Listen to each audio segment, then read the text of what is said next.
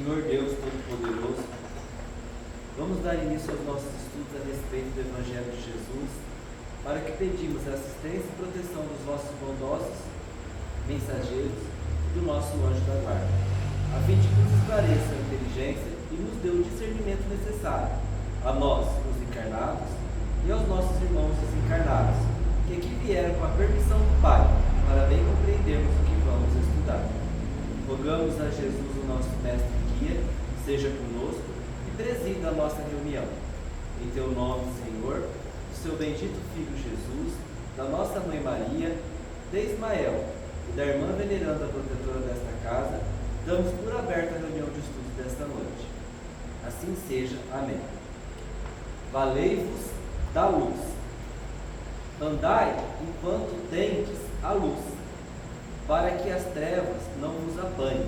Jesus, está em João 12:35. O homem de meditação encontrará pensamentos divinos analisando o passado e o futuro.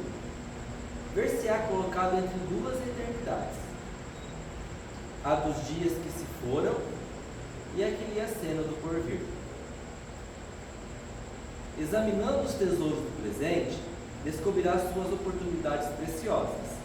No futuro, antevê a bendita luz da imortalidade, enquanto que no pretérito se localizam as trevas da ignorância, dos erros praticados, das existências mal vividas. Esmagadora maioria de personalidades humanas não possui outra paisagem, com respeito ao passado próximo ou remoto, senão esta constituída de ruína e desencanto, compelindo-as a valorizar os recursos em mão.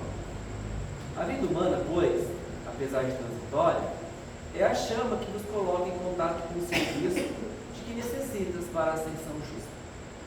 Nesse abençoado ensejo, é possível resgatar, corrigir, aprender, ganhar, conquistar, reunir, conciliar, enriquecer-se no Senhor.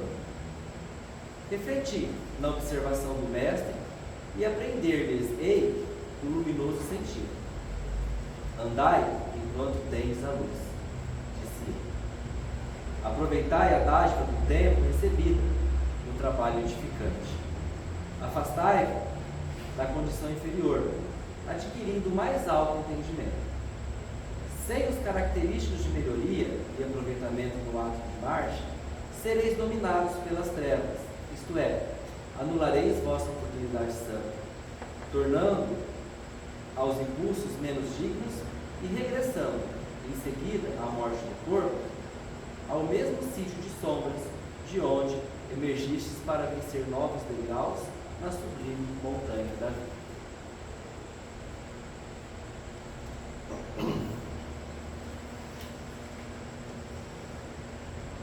Pai nosso que estás nos céus, santificado seja o vosso nome, Senhor. Que venha a nós o vosso reino, que seja feita a vossa vontade, assim na terra como nos céus. O pão nosso de cada dia nos dai hoje, Senhor. Perdoai as nossas ofensas, assim como nós perdoamos aos que nos têm ofendido. E não nos deixeis que entremos em tentações, e livrai-nos de todo mal, porque seu é o reino, o poder e a glória para sempre. Amém. Espíritos esclarecidos e benevolentes, bondosos mensageiros de Deus, que tendes por missão assistir aos homens e conduzi-los pelo bom caminho, sustentai-me nas provas desta vida. Dai-me força para suportá-las sem murmurar. Afastai-me dos maus pensamentos e fazei que eu não dê entrada em nenhum espírito que tentasse iludir-me e conduzir no caminho do mal. Esclarecei minha consciência com relação aos meus defeitos e tirai-me de sobre os olhos o véu do orgulho, capaz de impedir-lhes perceber e confessá-los a mim mesmo. a ti sobretudo, bondoso anjo da guarda, que mais particularmente velais por mim, e a todos vós, espíritos protetores que por mim vos interessais, fazei que me torne digno da vossa proteção. Conheceis as minhas necessidades, elas sejam atendidas segundo a vontade de Deus. Que a paz que irradia do coração de Jesus e que abrange toda a terra, possa ser assimilada por todos os corações aqui presentes, tanto encarnados quanto os desencarnados, para que, no posse dessa paz, possamos compreender as leis que regem o mundo espiritual e ter a sabedoria de praticá-las em nossa vida diária. Em nome do nosso Mestre amado Jesus, da irmã veneranda, da equipe espiritual que nos assiste, bem como dos nossos anjos da guarda, solicitamos que a água aqui exposta seja purificada em nosso benefício. E assim seja. Damos graças a Deus. Amém.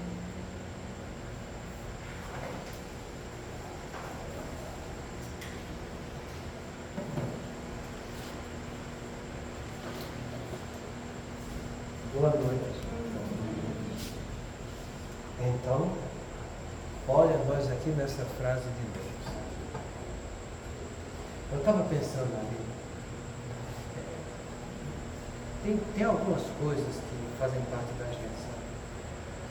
Quem nunca já teve, de uma hora para outra, aquela sensação de algo que ele não sabe definir o que é, mas é algo que ele sente que tem, que existe e que ele percebe a carga emotiva daquilo. Kardec fez uma pergunta no Livro dos Espíritos a respeito disso. Ele fala que o que acontece quando a gente está tendo esses momentos de ansiedade, de angústias, ou de sensações prazerosas que surgem sem motivo aparente. E a resposta é muito interessante. Ele diz: isso é devido a comunicações que ele traz em contato conosco. Seja durante o sono, seja às vezes no momento de repouso em que está dirigindo. Essa pergunta que Kardec fez, em toda a obra do Livro dos Espíritos, é a única que retrata a respeito da ansiedade e da angústia. Mas ela tem uma importância fundamental para gente. Porque é isso que acontece quando a gente vai complementar esse estudo de hoje, dessa frase que a gente está analisando. Porque ele diz o seguinte, deixa eu apagar tudo rápido.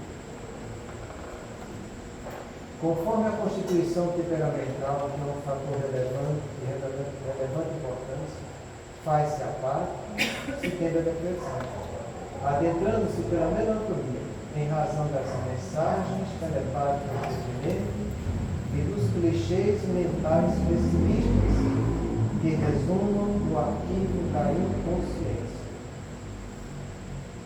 Em razão da mensagem telepática deprimente e dos clichês mentais pessimistas que resumam do arquivo da inconsciência. Nosso relacionamento com eles, ele é muito amplo e profundo, sabe? Mas a gente se dá pouca conta disso. Toda vez que você entra em comunicação com a espiritualidade, seja ela qual for, do lado positivo ou do lado negativo, não pensa você que vai vir só essas mensagens telepáticas. Não vai vir só pensamentos que vai chegar na tua cabeça com aquelas ideias que você está tendo. Não é só isso. E em matéria de pensamento, a gente já falou para vocês, né, que cada pensamento ele tem uma ideia, um julgamento e uma emoção. Então, entenda, isso já chega essa ideia, e quando você assimila, vamos chamar de assimila, né? Ele joga a ideia, você percebe, quando você assimila, você traz para dentro de você o julgamento que existe naquela ideia e a emoção que deu origem àquela ideia. Então, você começa a compartilhar a emoção disso, sabe? Isso já é muito grave. Mas mais grave ainda é que, além do pensamento, você tem isso que ele chama de clichês mentais. São imagens que chegam para a sua percepção do seu espírito, sabe? E são essas imagens, essas percepções, que às vezes chegam até nós e que você não tem o pensamento teleguiado dele, mas você sente a emoção que a imagem te traz. Então, a comunicação nossa com o mundo espiritual é um verdadeiro audiovisual. Tem uma coisa que chama a atenção da gente, quando a gente lê o livro Memórias do Suicida, a segunda parte do livro, um dos professores do roteiro foi uma daquelas crianças que Jesus colocou no colo e disse: vinde a mim as criancinhas, e não as universais. Uma daquelas crianças, que era um espírito já muito evoluído, ele se identificou tanto com Cristo naquela mensagem que o Cristo passou para ele, que ele não consegue no mundo espiritual ter a imagem de uma pessoa adulta. Ele é sempre na imagem de um adolescente. Ele teve várias encarnações, né? E ele vai ensinar a Botelho do mesmo modo que Jesus ensinava quando estava aqui encarnado. E ele descreve que Jesus plasmava para as almas simples e de boa vontade imagens de tudo aquilo que ele estava falando, para que as pessoas entendessem na profundidade a mensagem que ele queria passar.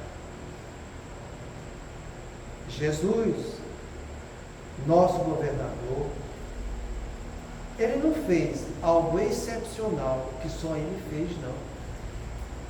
Isso faz parte do nosso relacionamento cotidiano. Se você vai ver o livro, por exemplo, Ação e Reação de André Luiz, quando o Luiz está dormindo, vai ser influenciado pelos seus tios, e André Luiz percebe, vai aprender com ele projeta, e ele fala lá, ele descreve a ideia, o pensamento junto com a imagem do sítio que ele quer possuir, vizinho dele, sendo leiloado. E ele que padece da usura, arregar os olhos quando vê aquela imagem, quando percebe aquela ideia, e sai correndo, mata dentro, atrás do sítio. Então, a nossa comunicação com eles é desse jeito. Não vem só o pensamento, vem imagens. E essas imagens é captada pelo nosso perispírito. Quando você vai ler o livro dos Espíritos a respeito das percepções, é algo também que é muito bonito, uma beleza fantástica, sabe? Ele descrevendo lá que o perispírito da gente, ele enxerga por qualquer parte. Pelo dedão do pé ao fio de cabelo, ele está enxergando. Ele não tem um órgão como a gente tem só o olho para enxergar.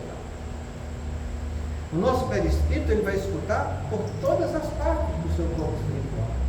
Não existe só um ouvido. Então, quando essas ideias chegam, ela é percebida por todo o teu corpo espiritual. Não pela visão do teu olho. Porque teu olho só vê o que é material. Mas o teu espírito percebe a imagem, e junto com a imagem, a mensagem que está sendo direcionada. E muitas vezes a gente sente aquele negócio, sabe? Aquela tristeza profunda, às vezes, que chega, aquela angústia, como Kardec fala, aquela ansiedade, sem saber de onde veio. E às vezes é algo que tem peso, que incomoda. Eu vejo meus pacientes falando isso o tempo todo. Isso é só um fato momentâneo, que dá aqueles minutos de repercussão, e depois nossa vida de relação, entende? Nos chama para outras coisas, e uma pessoa fala, a gente distrai a mente, sai daquele pensamento, daquela sensação, e se envolve com outras coisas, e a vida segue. a vida segue. E aquilo não tem grande repercussão. Muitas vezes até a gente volta depois, e aquilo que eu estava sentindo? Será que fazia sentido ou não? Quem sabe? Isso é o que se processa de uma maneira cotidiana, sem grande repercussão, numa pessoa que ainda tem um certo equilíbrio mental. É assim que a coisa acontece. Mas ela de uma tonalidade totalmente diferente numa pessoa que não está sob seu equilíbrio mental. Que é o que acontece com essas pessoas que ele dizem aqui, sabe? Que a pessoa tende à depressão e fica apática. E é aí que a coisa tem peso. Porque se você tem isso de uma maneira momentânea, que passa, na pessoa depressiva, não. A coisa acontece agora, vai acontecer daqui 5 minutos, vai continuar a acontecer daqui a 1 hora, vai continuar a acontecer no final do dia, vai acontecer do mesmo jeito no dia seguinte, e no outro dia, e no outro dia, porque é aí que está a diferença da tristeza de um depressivo e da tristeza que uma pessoa equilibrada sente. A tristeza daquela pessoa equilibrada está sentindo é uma tristeza momentânea que dá e passa porque ela se envolve com outros pensamentos. Ela mantém relações com outras pessoas. Ela se envolve por outros quereres da vida dela. No depressivo isso não acontece. É aquela ideia e é aquela ideia. E vai ser aquela ideia. Sempre aquela ideia. Sempre aquela angústia. Sempre aquela tristeza. Dá para imaginar o peso disso? Não dá. Não dá, porque vocês não sabem o que é, nem sentem, nem convivem com pessoa que passa por isso. Então não sabem o que é. E quando eu sei aquilo que eu não tenho consciência, eu não posso fazer julgamento, nem tomar partido. Então, a gente vê as pessoas de uma maneira muito simples dizer, mas depressão é frescura. Porque eu não tenho o que fazer. Depressão, isso é invenção de quem não quer fazer nada. Bota para trabalhar. Não é bem assim a coisa, sabe? Eu falei para vocês que tem 2 sintomas da fase melancólica da depressão, que é o que caracteriza o peso da depressão. É essa tristeza profunda, persistente, que não passa, não cede. E essa falta de prazer, entende? Essa apatia, que a gente chama de anedonia. Se ele tinha prazer para tomar água, ele não tem mais prazer para tomar água, gente. Se ele tinha prazer para comer, ele não vai ter mais prazer para comer. Ele não sente a necessidade daquilo, entende? Bota na boca e fica. Não tem prazer. Por mais gostoso que seja, não tem. Ele perde prazer para tudo. Para andar, para falar, para tomar banho, para comer, para ter relacionamento com as pessoas. Não tem prazer. Agora imagine você com essa tristeza profunda, persistente, com falta de prazer para tudo na vida. É por isso que ele tenta se matar. É por isso que ele recorre ao suicídio. Porque ele não vê uma oportunidade para ele. E é isso que a espiritualidade inferior que quer nos agredir faz de tudo para que aconteça. Tem uma parte do livro Memórias do Suicida, quando ele está na torre. Aquilo ali é uma informação que mexe com a gente, que estuda um pouco o Espiritismo. É a doutrinação de um obsessor suicida que criava uma falange de irmãos suicidas para induzir todos os irmãos aqui na Terra a cometerem suicídio que tivessem alcance dele.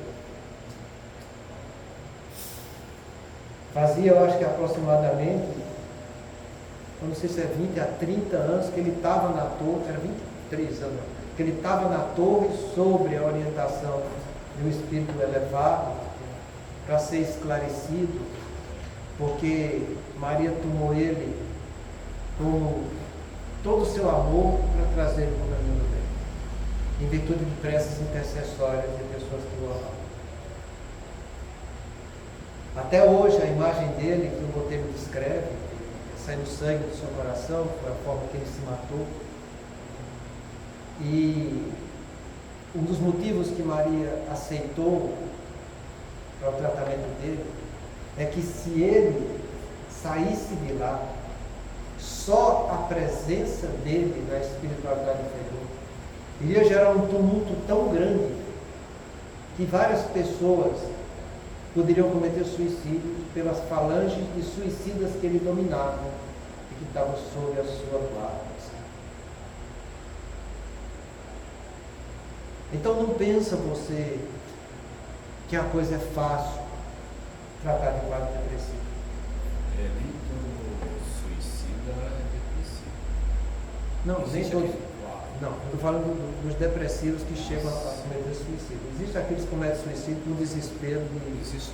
que é outro problema. Sabe? Então, o que eu quero que entenda é que a depressão por si só, que a gente sempre fala, ela sempre, vou repetir, sempre tem influência espiritual obsessiva. Seja como causa da depressão, seja como consequência do quadro depressivo.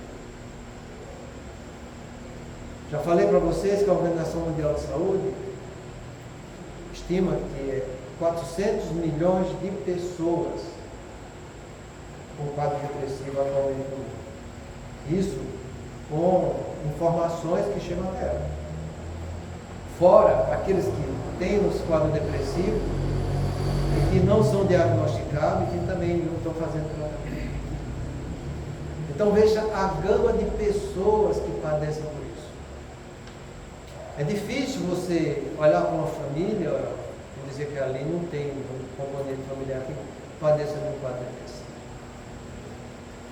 Isso sem falar da distimia, que é um quadro depressivo residual de uma depressão de encarnação passada e ainda trem de berço pelaquela alma que está terminando de resgatar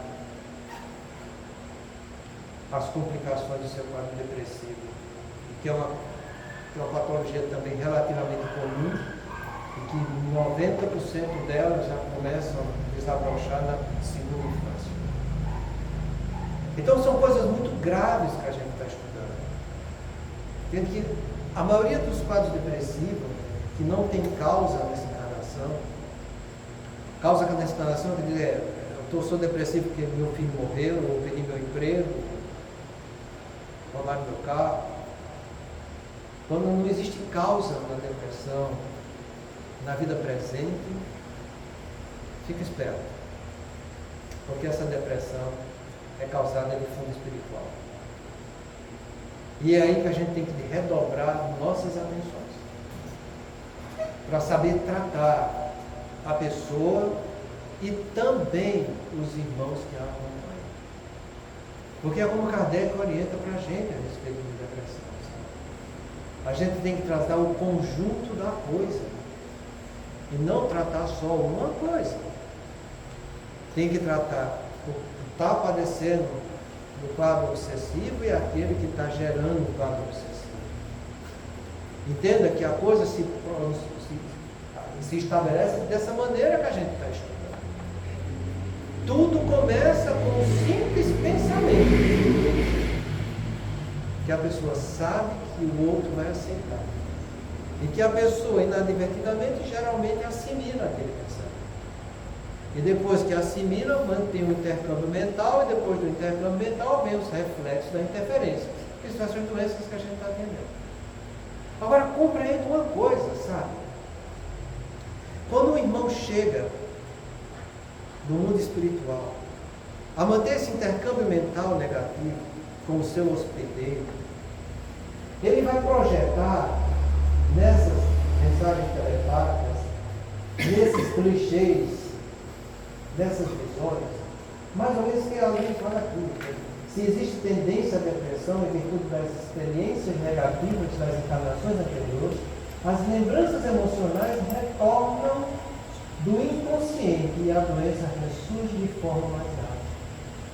Então, ele vai projetar aqueles conflitos das bobagens que a gente fez da outra encarnação. Bobagens essas que, a grande maioria delas, essa encarnação bloqueou, porque iriam me prejudicar muito se eu lembrasse. É por isso que a gente tem consciência de vidas passadas. Para que não enxergando as mazelas que a gente fez, você, diante das oportunidades novas que a vida está dando, consiga, por ser um ser inteligente e já educado de uma maneira mais positiva, possa tomar condutas melhores. Todos nós aqui estamos passando por isso. Isso faz parte das nossas expiações, das nossas provas, e das nossas missões também.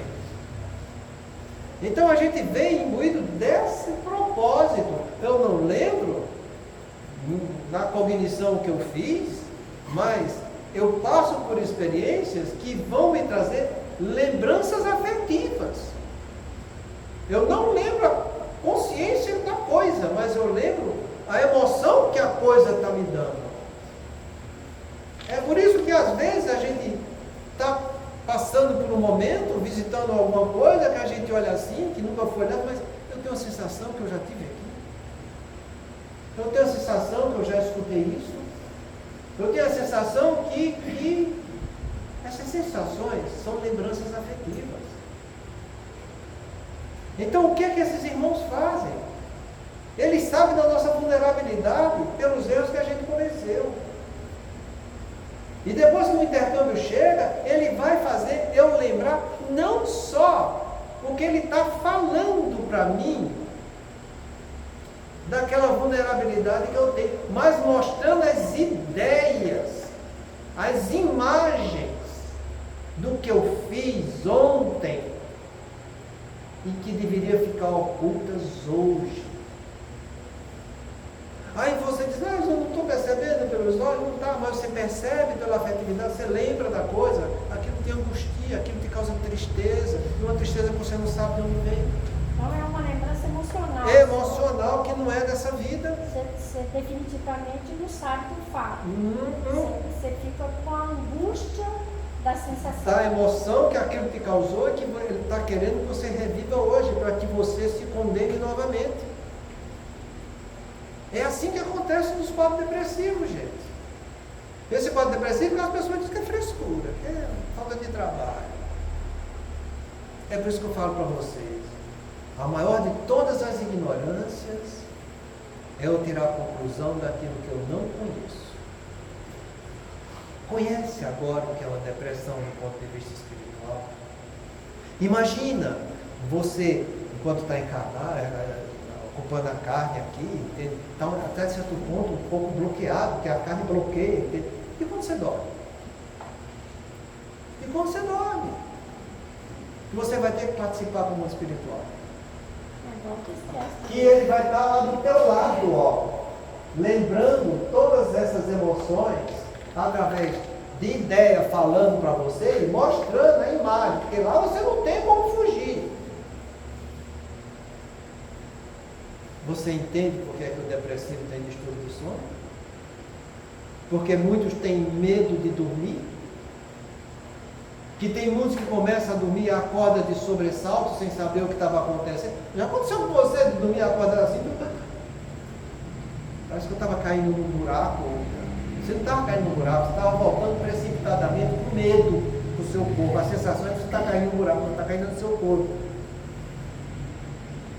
Agora imagine isso com uma pessoa que é depressiva, com a tristeza profunda aqui, encarnado, com a perda de prazer para tudo na vida. Vai dormir, esse relacionamento ele é mais intenso com o irmão que está querendo perturbá-lo. E com isso, ele vai começar a relembrar fatos da última encarnação. Lembra quando a gente estudou aqui sobre o sono? Você tem aqueles 4 tipos de sonho. Aqueles sonhos que são cerebrais, em que você vê flash do que aconteceu, que está no seu cérebro, muitas vezes de fatos do dia a dia, ou das preocupações que tinha, que não tem pé nem cabeça, são sonhos que não têm significado, porque ó, você vê uma bagunça de imagens que está sendo processada no seu cérebro, que você se desprende do corpo e fica olhando para o cérebro, sabe? Você não se desprende do corpo e vai para o mundo espiritual, você fica ali, retido. São sonhos pesados que a pessoa diz. Dormi, mas não acordei bem, o sono que eu não repousei, só sonhei besteira. É o sonho cerebral. E os sonhos espirituais? Que são os espirituais do passado, do presente e do futuro. Do passado, tem muitos sonhos que se repetem. E esses sonhos que se repetem, muitas vezes são as angústias que estão sendo mostradas para a gente, das lembranças que estavam no nosso inconsciente, que eles vêm mostrar para a gente. E são sonhos que não são sonhos muito bons, não. Mas se você for perguntar e for aprofundar isso no paciente depressivo, você vai encontrar muito relativo a isso, sabe?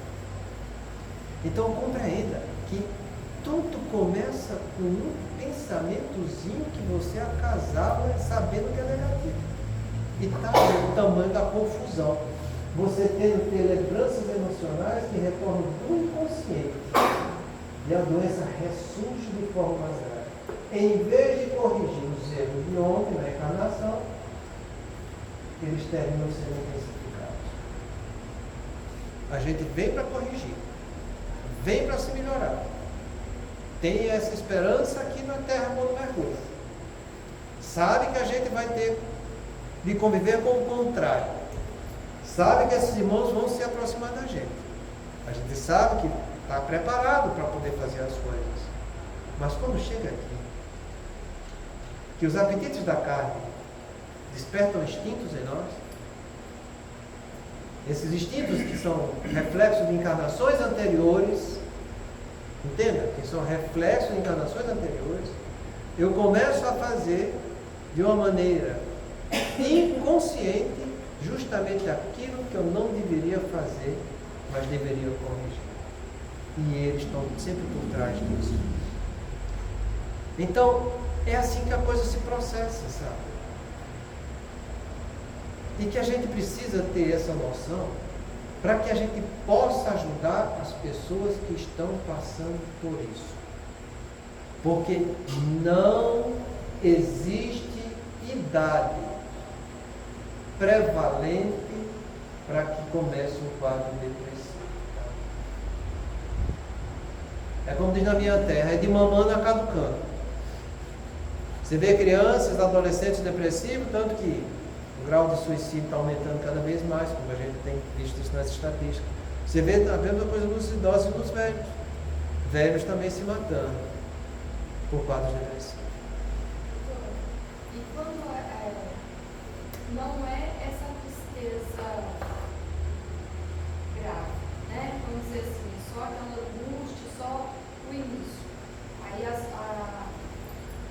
a busca da melhora é através de medicação. Isso pode favorecer, abrir a porta para que a espiritualidade inferior interfira ainda mais? Não, deixa eu te explicar uma coisa. A gente classifica a depressão como grau leve e moderado da graça. O que a gente mais encontra é o grau leve. O grau leve é o grau de depressão que ele não interfere muito nos comprometimentos diários que a pessoa tem. Mas ele conserva esse grau de tristeza e de angústia. Faz as coisas, muitas vezes, muito longo no dia a dia. E tem irmãos nossos que ficam anos assim, muitas vezes, sem tomar medicação. Eu sempre tenho falado para vocês que eu trato mais de quadro obsessivo no meu consultório do que aqui na casa espírita. E torno a repetir, isso é fato verdadeiro. Muitos irmãos nossos, muitos, precisam de um suporte, de compreensão da sua dor e de uma melhora do quadro efetivo do seu corpo que está sendo comprometido pela influência do quadro depressivo. Resumindo, nos quadros depressivos, a gente sabe que começa a faltar neurotransmissores no cérebro da gente. É a mesma coisa da saúde. Quando você tem saúde, você tem reserva. Então você tem reserva de saúde, você faz tudo que é porcaria, sabe? Você fica muito acordado, você bebe, você abusa do seu corpo, você come qualquer coisa. Tem reserva. O cérebro da gente também tem reserva de neurotransmissores. E muitos dos irmãos nossos, eles vêm com um bom propósito de fazer as coisas certas, sabe? E muitos deles se esforçam e vão atrás da ajuda espiritual, nas casas religiosas de maneira geral, e recebem essas influências e estão lutando. Sendo que chega uma hora que os neurotransmissores começam a cair. E quando começa a cair, os sintomas depressivos começam a aumentar. É nessa hora que a maioria vem buscar ajuda nos consultórios. Se você explica direitinho, isso é fato. Que a pessoa que está iniciando o quadro depressivo precisa mudar a maneira de viver, de enxergar, coisa que ele concorda. Porque ele começa a mostrar para você que ele estava vivendo de uma maneira equivocada, entende que aquilo foi sobrecarregando e ele está daquele jeito, entende? Então, aí você vai mostrando, ele realmente precisa mudar a maneira de viver, de encarar a vida, ele vai melhorar e tal. Tanto é que, do ponto de vista estatístico, a melhora do transtorno depressivo leve só com psicoterapia é 70% de cura. Só com tratamento medicamentoso também é 70% de cura. Se você junta as duas coisas, 95% de cura. Medicamento com psicoterapia. Falei de religião? Não. Não falei.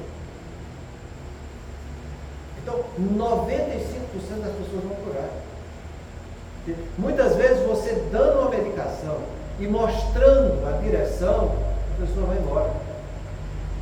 E a gente sempre mostra, levando o lado religioso como prioritário. Eu falo isso para eles, com os pacientes. Melhora a tua qualidade religiosa, volta para a tua casa onde você tem sua fé, vai estudar esse Jesus, entende? Vai fazer seu evangelho. O evangelho faz evangelho lá. Os espíritas, os católicos carismáticos fazem evangelho lá. Não, o que você não vai fazer? Entende? Então você convida a pessoa para ela mudar. E você dá um remédio que ela vai sentir o alívio. Porque vai repor no cérebro dela aquilo que os neurotransmissores estavam faltando. Entende? Então, a maioria das vezes, a gente consegue melhorar muito. Estou falando 95% de cura do transtorno depressivo leve. A estatística é muito boa. Desde que a pessoa siga o que deve ser feito. Como a gente explica, tratar pelo menos um ano, ver se tem sintoma residual, porque se estiver ficando sintoma residual, um ano vai ser pouco. A gente fala muito isso, porque isso é uma das armas que a espiritualidade inferior não tem, sabe? Você começa a tratar, seja por psicoterapia, seja por medicamento, ou seja pelas duas coisas. A pessoa, quando se esforça, começa a melhorar. A própria espiritualidade inferior, sabendo que ela vai perder terreno, ela se afasta. Se afasta, porque a pessoa fica bem logo. Porque ficando bem logo, ela não muda a sua essência. Ela melhora, fica boa, a essência é a mesma. Então, como ela não mudou a essência, ela melhora e relaxa o tratamento. Depois de uns 4 meses, eles chegam junto novamente. Entende como é a coisa? Então, tanto que eu falo para os pacientes, se daqui 4, 5 meses, você realmente estiver sentindo que os sintomas estão voltando, me procura. Mas se você estiver fazendo certo, daqui 6 meses você volta. Você vai mostrando para ele como deve ser feito. Se ele faz direito, ótimo. Se ele não faz direito, paciência. Paciência, porque o transtorno depressivo leve, bem tratado, curado, 50% vai recidivar ao seguir da sua vida. 50%. Isso não é só por problema físico da pessoa, mas pelo envolvimento espiritual que está nela também.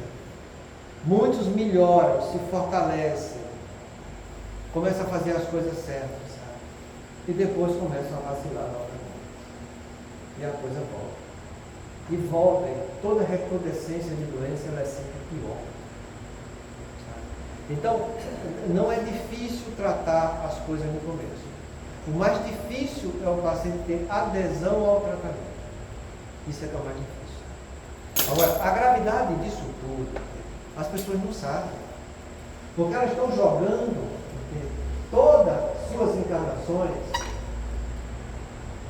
em comprometimento. Eles estão jogando todo o preparo espiritual que eles fizeram lá, junto com os protetores, e rala abaixo, sabe? E a coisa fica muito complicada. Porque depois que você se envolve novamente, e que você intensifica os erros de ontem, o que é que você vai esperar quando você desencarnar? Vai ser muita dor e sofrimento. Porque isso é fato, sabe? Às vezes a gente vê as pessoas também que espírito, sabe? Ah, mas quando a gente morrer, nossa, a espiritualidade da casa vai cuidar da gente, a gente trabalha em reunião mediúnica, eles vão nos receber. Lógico que vai. Você acha que quando você morrer, seu anjo da guarda não vai lhe receber? Ele vai estar lá o tempo todo, está lá, na resposta de Santo Agostinho, entende? Pode o protetor abandonar seu pupilo? Ele está lá, ele explica isso. Que na hora do juízo, o anjo da guarda vai estar lá, olha, eu mostrei assim, você fez errado. Vai lá ler aquela resposta. Todos nós recebemos a ajuda dos nossos anjos da guarda e espíritos familiares. Eu não sei porque aqui o trabalhador espírita acha que a equipe espiritual da casa ela é mais importante do que o anjo da guarda. Se fosse desse jeito, aquele que não é espírita estava lascado, hein, meu? O que é que seria dele, hein? Estava frito, né? O problema não é eu ter quem me receba, que eu sei que eu vou ser recebido. O problema é eu enxergar aquele que está querendo me receber. Esse é que é o problema. O que é que aconteceu com o André Luiz? Que ficou 8 anos lá no umbral. Quantas vezes a mãe dele foi lá? Quantas vezes Clarencio foi lá? Foram seis instituições espirituais que a mãe dele pediu fator intercessório para ele. O tempo todo, nesses 8 anos, a espiritualidade superior, lá com André Luiz. André Luiz via? Não via nada. Só quando ele humildou o orgulho dele. O orgulho não deixa a gente ver o que é bom.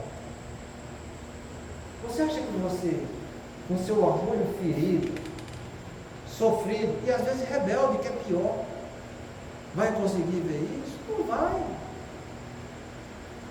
Então que a gente trabalhe para ser merecedor de ter um pouco de visão espiritual. Porque se você não trabalhar essa visão espiritual aqui, quando está no seu corpo, você não vai ter como chegar lá.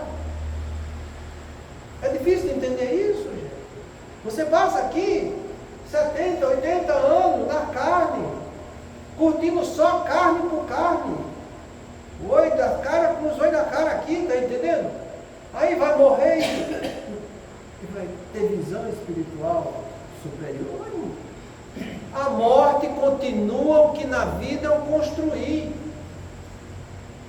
E é assim. Construa qualidades espirituais, você vai ter qualidades espirituais para enxergar quando chegar lá. Caso contrário, vai ter que passar por maus pedaços, como André Luiz passou. E olha que ele estava só sofrendo, ele não foi um espírito rebelde, foi sofrido, ficou só no umbral. E é daquele jeito que todo mundo sabe que ele descreveu. Então, quando eu intensifico aquilo que eu vim corrigir, você acha que vai desencarnar e você vai ver o seu anjo da guarda? Como se seu intercâmbio mental é com o que é negativo? Ah, mas sofreu, né? Sofreu.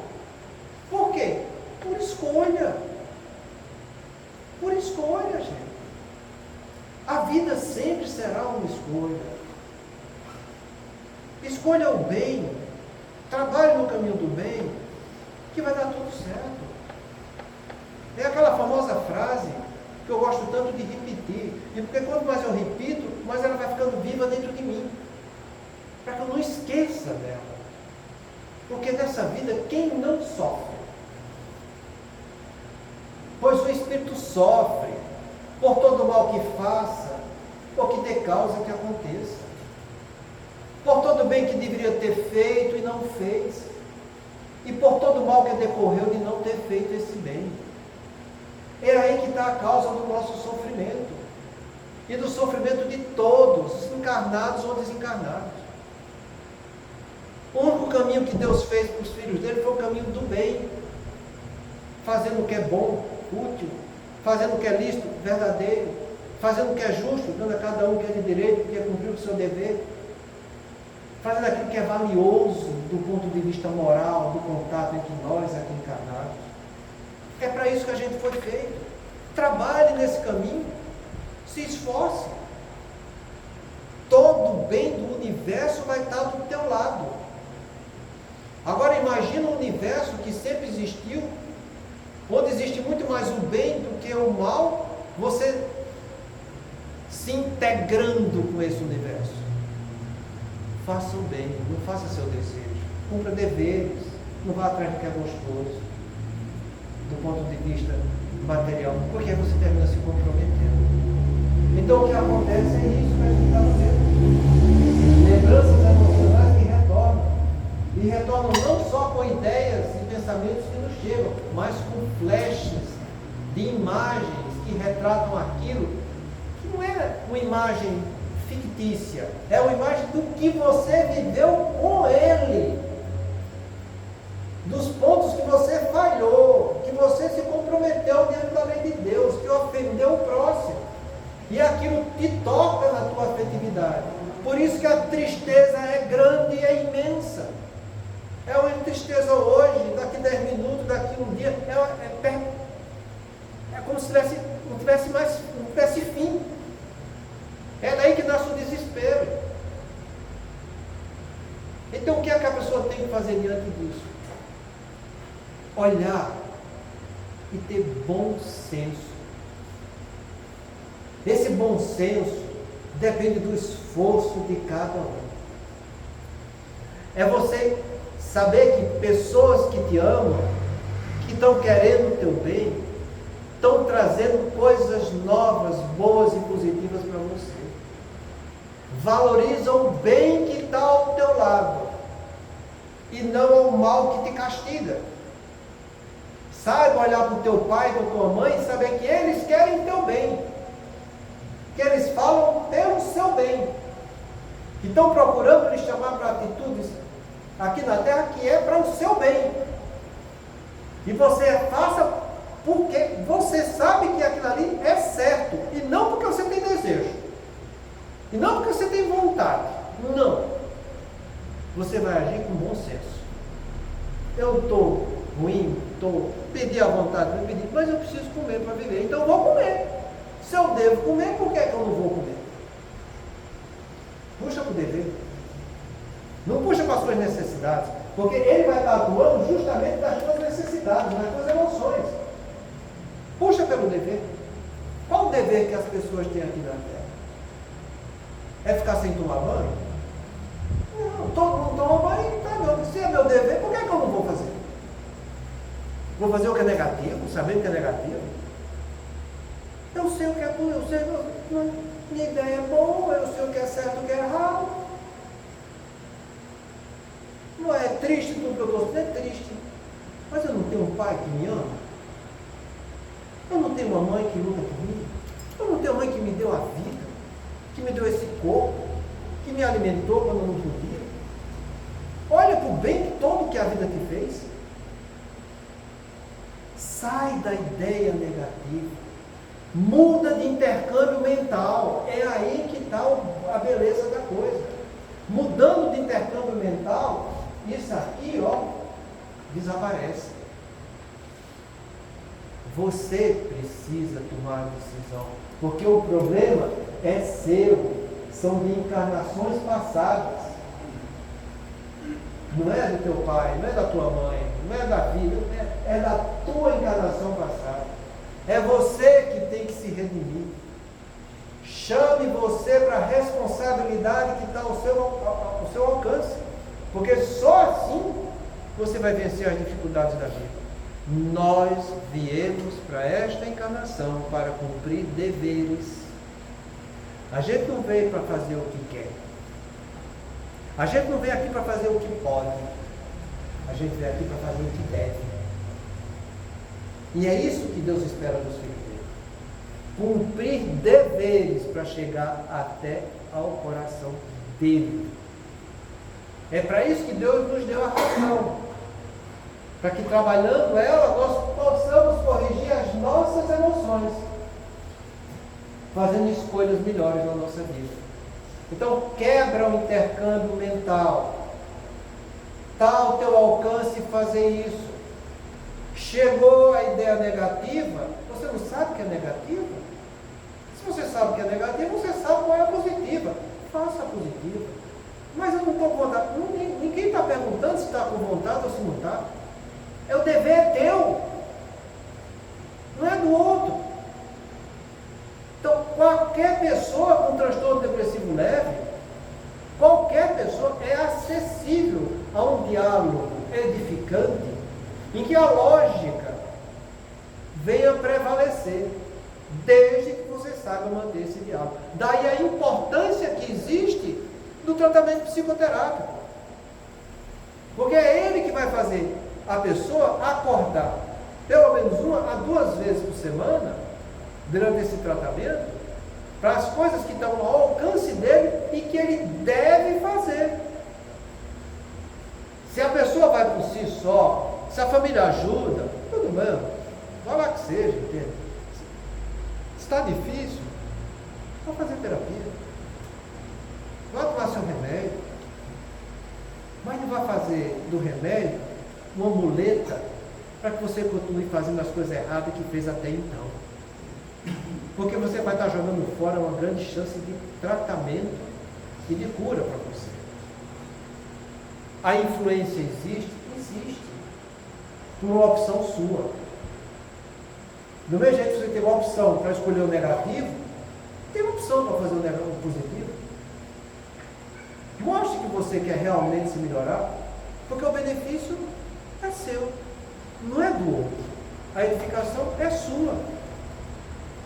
Cada um de nós temos os nossos problemas para que cada um resolva. Isso faz parte de cada um. A gente não tem que ficar projetando a nossa melhora na dependência de outra pessoa. Porque isso não Deus não deu para a gente. Esses convívios que a gente tem por almas afins são graças de Deus em nossas vidas. Mas eu não posso projetar o meu destino na dependência daquilo. Porque o meu destino não está na dependência daquilo. Está na dependência de mim mesmo para as escolhas que eu vou fazer. Na semana que vem a gente vai ver o que ele falou oposto.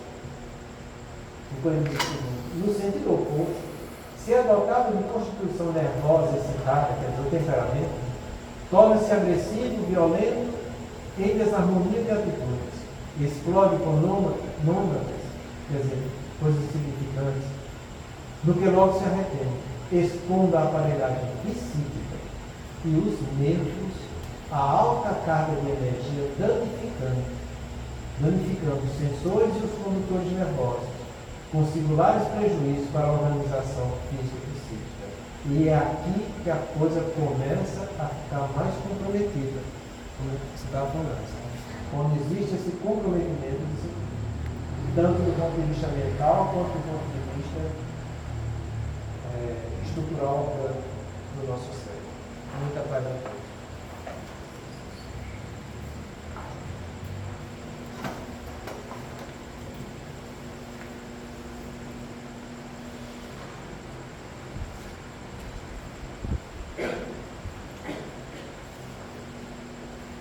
Façamos nossa prece. Aos amigos que ainda não conquistamos, Deus misericordioso, Que a tua bondade se estenda por sobre todos os espíritos que se recomendam às nossas preces, em particular os amigos que ainda não conquistamos. Bons espíritos, que tendes por única ocupação fazer o bem, intercedei comigo pelo além deles. Fazei que eles brilhem diante dos olhos no raio da esperança, e que a luz divina se esclareça acerca das imperfeições que os conservam distantes ao morada dos bem-aventurados. Abrir-lhes o coração ao arrependimento e ao desejo de se depurar, para que se lhes acelere o adiantamento. Fazer-lhes compreender que os seus esforços podem encurtar a duração de suas provas. E Deus, de sua bondade, nos deu o entendimento da fraternidade, que nos fortaleça para preservarmos juntos das boas resoluções. Que essas palavras repassadas de benevolência possam suavizar-lhes as penas, mostrando que nos compadecemos com o seu sofrimento e que lhes desejamos toda a felicidade. Graças te damos, Senhor, pela luz dos conhecimentos que adquirimos esta noite. Possamos, Senhor, ao nos encaminharmos para os nossos lares, levarmos conosco todas as luzes. Possam todos nós, encarnados e desencarnados que nos encontramos aqui hoje, através de todos esses ensinamentos, nos colocarmos em paz e trilharmos